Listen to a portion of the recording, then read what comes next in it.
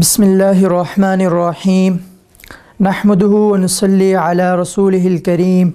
اما بعد فاعوذ باللہ من الشیطان الرجیم بسم اللہ الرحمن الرحیم قال اللہ تبارک وتعالی فی القرآن المجید والفرقان الحمید قد افلح من زکاها وقد خاب من دساها وفی مقام آخر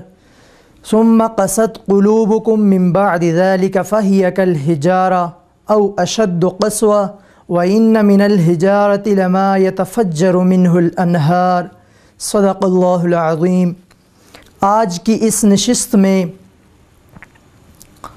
میرا موضوع تزکیہ نفس ہے۔ اللہ تعالیٰ نے ہمیں اس دنیا میں بھیجا اور ہمیں ایک مقصد دے کر بھیجا ہے۔ وَمَا خَلَقْتُ الْجِنَّ وَالْإِنسَ إِلَّا لِيَعْبُدُونَ کہ میں نے جن و انس کو نہیں پیدا کیا مگر صرف اپنی ہی عبادت کے لیے۔ لیکن افسوس کہ آج ہم دین سے دور چلے گئے،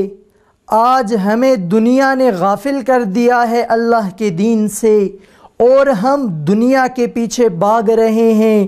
بلکہ نہیں، میرے اللہ کا فرمان ہے قد افلح من زکاہا کہ جس آدمی نے اپنے نفس کا تزکیہ کیا، گناہوں سے بچتا رہا، حضور اکرم صلی اللہ علیہ وسلم کے طور طریقوں پر اپنی زندگی گزاری، قد افلح وہ کامیاب ہو گیا، اس شخص نے فلاح پا لی۔ لیکن آج ہم دنیا کے پیچھے لگے ہوئے ہیں، اور ایک حیران کن بات یہ ہے کہ آج ہمارے پاس پیسہ بھی ہے، دولت بھی ہے، دنیا کی عیاشی بھی ہے، دنیا کے جتنے بھی سہولتیں ہیں، کوٹی کار بنگلہ سب ہمارے پاس موجود ہے، لیکن ہمیں سکون قلب نہیں میسر، ہمارے دلوں کو اطمینان نہیں حاصل۔ اس کی وجہ کیا ہے؟ اللہ تعالیٰ فرماتے ہیں ثم قست قلوبکم من بعد ذلك فہی کالحجارہ کہ ان کے دل سخت ہو گئے، فہی جیسا کہ کالحجارہ پتھر بن گئے۔ اس کی وجہ کیا ہے کہ انسان جب گناہ کرتا ہے، ہر گناہ کے ساتھ اس کے دل پہ ایک داغ لگتا ہے اور اس کا دل زنگ آلودہ ہو جاتا ہے۔ تو اللہ تعالیٰ فرماتے ہیں فہی کالحجارہ وہ پتھر دل بن جاتا ہے، او اشد قسوہ یا اس سے بھی زیادہ سخت ہو جاتا ہے۔ وَإِنَّ مِنَ الْحِجَارَةِ لَمَا يَتَفَجَّرُ مِنْهُ الْأَنْهَارُ اللہ تعالیٰ فرماتے ہیں کہ سخت پتھروں میں سے بھی ایسے پتھر ہیں کہ ان میں سے چشمے پھوٹ پڑتے ہیں۔ لیکن اے انسان، تیرا دل گناہوں کی وجہ سے اس سے بھی سخت ہو گیا۔ لیکن یہ دل سخت کیسے ہوتا ہے؟ اس کی وجہ اللہ تعالیٰ کی نافرمانیاں ہیں۔ دل کی مثال ایک زمین جیسی ہے، اگر آپ اس دل پر محنت کرو گے، اللہ کے دین کے ساتھ لگے رہو گے تو ٹھیک، نہیں تو جیسے زمین ہے کہ اگر آپ اس پر کاشت کرنا چھوڑ دیتے ہیں، آپ زمین پر محنت کرنا چھوڑ دیتے ہیں اور وہ زمین بنجر بن جاتی ہے، تو ہمارے دل کی مثال بھی ایسی ہے کہ جب ہم اس پر محنت نہیں کریں گے، اس پر نافرمانیوں کا اور گناہوں کا زنگ چڑھاتے رہیں گے، تو ہم اللہ کے دین سے بہت دور پہنچ جائیں گے۔ اور پھر کیا ہوگا؟ ہمارے دلوں میں سکون نہیں ہوگا۔ ہمارے پاس پیسہ تو ہوگا، کار کوٹی بنگلہ تو ہوگا، لیکن ہمیں دل کا سکون میسر نہیں ہوگا، ہمارے دلوں میں سکون نہیں ہوگا، کیونکہ میرے اللہ رب العزت نے فرما دیا الا خبردار بذکر اللہ تطمئن القلوب کہ دلوں کا اطمینان اللہ تبارک و تعالیٰ کے ذکر میں ہے۔ لیکن ہم نے اللہ تعالیٰ کے ذکر کو چھوڑ دیا، قرآن سے ہم دور چلے گئے، قرآن کی تلاوت کرنا ہم نے چھوڑ دی، ہم شیطان کے ہتھ کنڈوں پر چلنے لگے، شیطان کی فرما برداری کرنے لگے، تو اس وجہ سے آج ہمارے دلوں کا سکون نہیں ہے۔ لیکن میرے بھائیوں، اس کے لیے ہمیں اپنے نفس کے ساتھ جہاد کرنے کی ضرورت ہے۔ وَالَّذِينَ جَاهَدُوا فِينَا لَنَهْدِيَنَّهُمْ سُبُلَنَا اللہ رب العزت فرماتے ہیں کہ وہ لوگ جاہدوا فینا لنہدینہم سبلنا، جو اپنے نفس کے ساتھ جہاد کرتے ہیں، جو اپنے نفس کا تزکیہ کرتے ہیں، لنہدینہم سبلنا، تو ہم اس کے لیے ہدایت کے راستے کھول دیتے ہیں۔ بھائیو، اگر آج ہم نے اپنے نفس کے ساتھ جہاد کر لیا، اپنے نفس کے ساتھ جہاد کرنے میں ہم کامیاب ہو گئے، تو وہی جو اللہ تعالیٰ کا فرمان ہے قد افلح من زکاہا، کہ کامیاب ہو گیا وہ شخص جس نے تزکیہ نفس کیا، وقد خاب من دساہا، اور جو دنیا کے پیچھے چلتا رہا یا جو شیطان کے ہتھ کنڈوں پر چلتا رہا، وقد خاب، وہ ذلیل و خوار ہوا، من دساہا، وہ نامراد ہوا، وہ اس کی کوئی مطلب، اس کو کوئی مراد حاصل نہیں ہوگا اور نہ اس کو سکون ملے گا۔ لیکن معزز سامعین، اپنے نفس کی اصلاح کا آسان طریقہ یہ ہے، ہمارے مشائخ رحمہ اللہ فرماتے ہیں کہ انسان اپنی نفس کی اصلاح ایسے کر سکتا ہے، کیونکہ نفس لذتوں کا خوگر ہے، لذتوں کا شوقین ہے۔ لیکن میرے بھائیوں، اگر ہم اسی نفس کو اللہ کے دین کے ساتھ، اللہ کے قرآن کے ساتھ، حضور اکرم صلی اللہ علیہ وسلم کے طریقوں کے ساتھ آشنا کریں گے، حضور اکرم صلی اللہ علیہ وسلم کی لذتوں پر اپنے دل کو لائیں گے، نماز کا مزہ کچھ اور ہے، تہجد کا مزہ کچھ اور ہے، اللہ کے ہر حکم کا ایک علیحدہ مزہ۔ لیکن جب ہمارا دل، جب ہمارا نفس اللہ کے دین کے ساتھ لگے گا، اللہ تعالیٰ کے طور طریقوں پر چلے گا، تو تب ہمیں مزہ آئے گا کہ رات کے آخری پہرے میں اللہ رب العزت کے سامنے بھکاری بن کر گڑ گڑانا، اللہ رب العزت کے سامنے بھکاری بن کر رونا، اللہ رب العزت کے سامنے اپنے آنسوؤں کا مزہ کیا ہے، اللہ کے سامنے آنسو گرانے کی لذت کیا ہے، یہ تو تب ہمیں پتہ چلے گی کہ جب ہم اپنے نفس کا تزکیہ کریں گے، اپنے نفس کو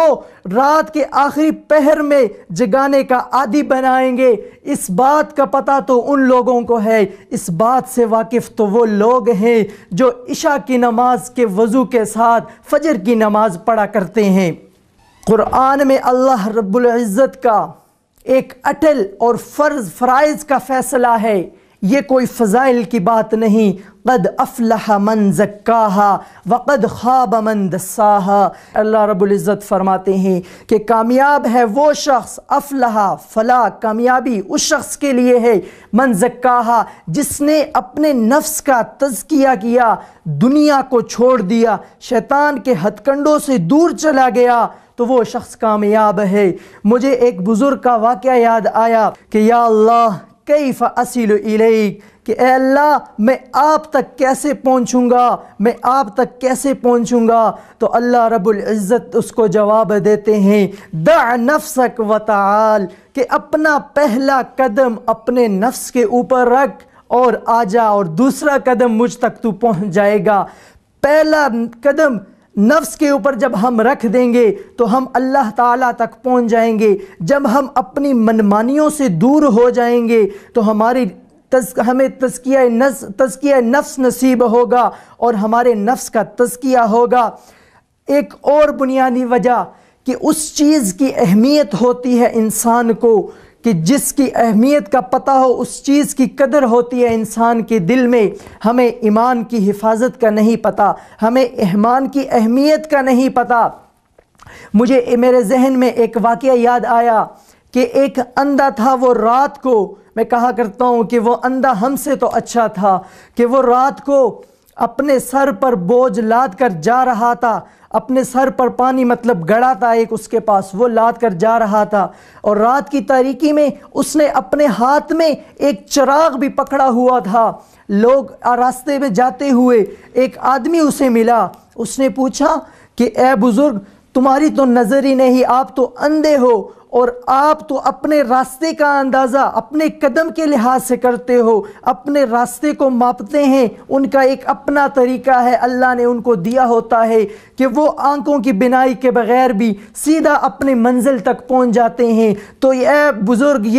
اس چراغ کا کیا فائدہ؟ تو اس بزرگ نے کہا کہ میں نے یہ چراغ اس لیے بجھایا، مجھے پتا ہے کہ مجھے نظر کچھ نہیں آ رہا اور میں نے اپنی منزل تک پہنچنا ہے تو وہ اپنے ایک اندازے کے ساتھ پہنچنا ہے، اپنی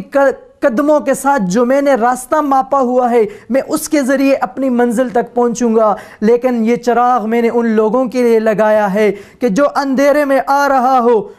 اس کی نظر ہو اور وہ مجھے دیکھے گا اور وہ مجھ سے ہٹے گا، مجھ سے نہیں ٹکرائے گا، تو اس طریقے سے اس گڑھے کو میں اپنی منزل تک پہنچا دوں گا۔ وجہ کیا تھی کہ اس اندھے کو اپنے گڑھے کی قیمت تھی، اس کے دل میں اس گڑھے کی اہمیت تھی، اپنے متاع کی اہمیت تھی۔ لیکن آج ہمارا جو متاع، ہمارا جو نفع نقصان وہ ایمان ہے، ہم نے اس کی اہمیت کو چھوڑ دیا، ہم دنیا کے پیچھے لگ پڑے ہیں۔ لیکن میرے بھائیوں،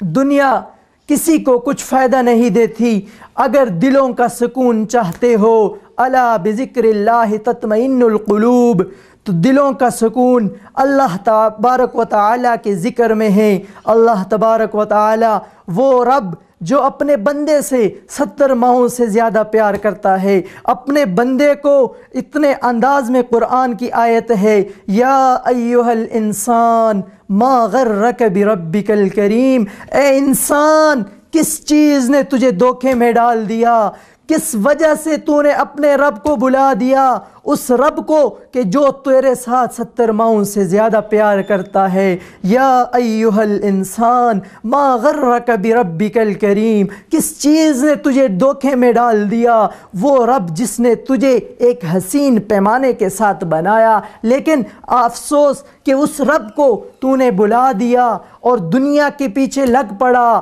اور دوسری جگہ قرآن میں آتا ہے، ان الشیطان لکم عدو فاتخذوہ عدوا، اللہ رب العزت نے صاف لفظوں میں بتا دیا کہ شیطان تمہارا دشمن ہے۔ ان الشیطان لکم عدو، شیطان تمہارا دشمن ہے، فاتخذوہ عدوا، اے میرے بندے، اے میرے لوگوں، اے میرے انسانوں، تم بھی اس کو اپنا دشمن سمجھ لو۔ معزز سامعین، اگر آج ہم اللہ تبارک و تعالیٰ کے دین اور اللہ تبارک و تعالیٰ کے احکامات پر چلنے لگے، حضور اکرم صلی اللہ علیہ وسلم کے طور طریقوں پر چلنے لگے، تو یقیناً ہم وہی لوگ ہیں کہ جس کے بارے میں اللہ تبارک و تعالیٰ نے فرما دیا، قد افلح من تزکا وذکر اسم ربہ فصلی، کہ کامیاب ہیں وہ شخص کہ